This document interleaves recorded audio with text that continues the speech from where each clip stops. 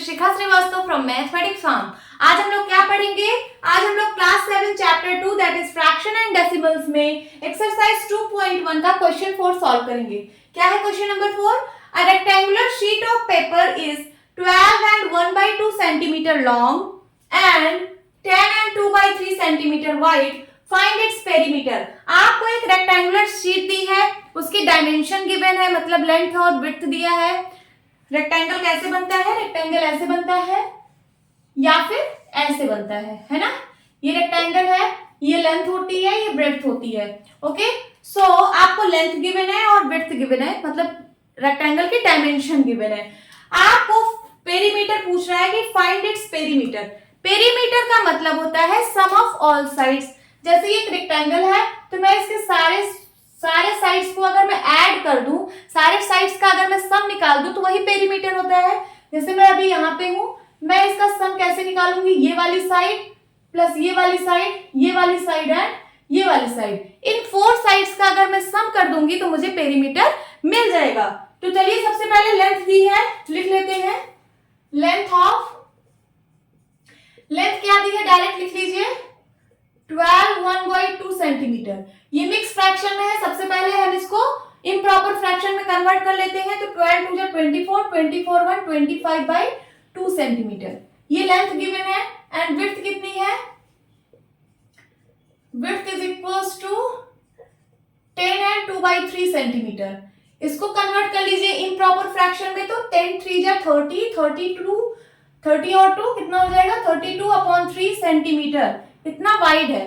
अब अगर आपको डायग्राम बनाना है, आपको देखना है लेंथ बड़ा है कि विड्थ बड़ा है, ये वाला डायग्राम बनेगा या ये वाला डायग्राम बनेगा, तो आप सबसे पहले इसका डिनोमिनेटर सेम बनाइए, तभी तो आप कंपैरिजन कर पाएंगे कि यहाँ पे लेंथ बड़ा है कि विड्थ बड़ा है। तो चलिए हम 25/2 और 32/3 इन दोनों का डिनोमिनेटर सेम बनाते हैं। तो इसका डिनोमिनेटर 2 है और इसका डिनोमिनेटर 3 है।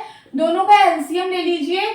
तो ये 2 से कैंसिल आउट होगा, यहाँ 3 होगा और 3 से कैंसिल आउट होगा, तो 3 1 जा 3। एलसीएम क्या आ गया? 2 into 3, 3 2 जा 6। सो इन दोनों का डिनोमिनेटर हमें 6 बनाना है। कैसे बनाएंगे? 25/2 को किस नंबर से मल्टीप्लाई करा दें ऊपर नीचे कि डिनोमिनेटर में 6 बन जाए? तो 3 से मल्टीप्लाई करा दें। 25 3 जा 75 एंड 3 2 जा 6। सो 25/2 को अब आप लिख सकते हो 75/6 सेंटीमीटर। ये इसका इक्विवेलेंट फ्रैक्शन है। उसी तरीके से 32/3 को किस नंबर से मल्टीप्लाई करा दें कि डिनोमिनेटर 6 बन जाए? तो 3 को 2 से मल्टीप्लाई करा दे, तो ऊपर भी 2 से मल्टीप्लाई कराना पड़ेगा। 32 2 जा 2 2 जा 4, 2 3 जा 6, 64 डिवाइड बाई 6 आ जाएगा सेंटीमीटर। सो 32/3 को आप लिख सकते हो 64/6 सेंटीमीटर। अब आप यहाँ से कंपेयर कर सकते हो कि कौन सा बड़ा है कौन सा छोटा है। तो 75/6 और 64/6 में कौन सा बड़ा है कौन सा छोटा है? डिनोमिनेटर सेम है तो न्यूमरेटर में जो वैल्यू बड़ी होती है वो नंबर लार्ज होता है। यहाँ 75/6 बड़ा नंबर है, इसका मतलब आपको लेंथ बड़ी दी है। सो ये वाला डायग्राम बनेगा, ये वाला डायग्राम नहीं बनेगा। इसको मैं इरेज कर दे रही हूँ। लेंथ क्या गिवन है? लेंथ की वैल्यू गिवन है 75/6, बड़ी वैल्यू है तो इसका ये जो साइड है ये बड़ा होगा। और विड्थ कितना गिवन है? विड्थ दिया है आपको 64/6 सेंटीमीटर। अब पेरीमीटर पूछ रहा है तो यहां लिखिए पेरीमीटर ऑफ रेक्टेंगल। रेक्टेंगल है ना, क्या हो जाएगा? सारी साइड्स का आप सम कर दीजिए। तो यहां पे भी ये लेंथ है तो ये भी तो लेंथ है, ये विड्थ है तो ये भी तो विड्थ है। सो इसकी भी वैल्यू है 64/6, यही वैल्यू इसकी भी होगी। और लेंथ यहाँ 75/6 है तो ये भी 75/6 होगा। चलिए सबको ऐड कर देते हैं।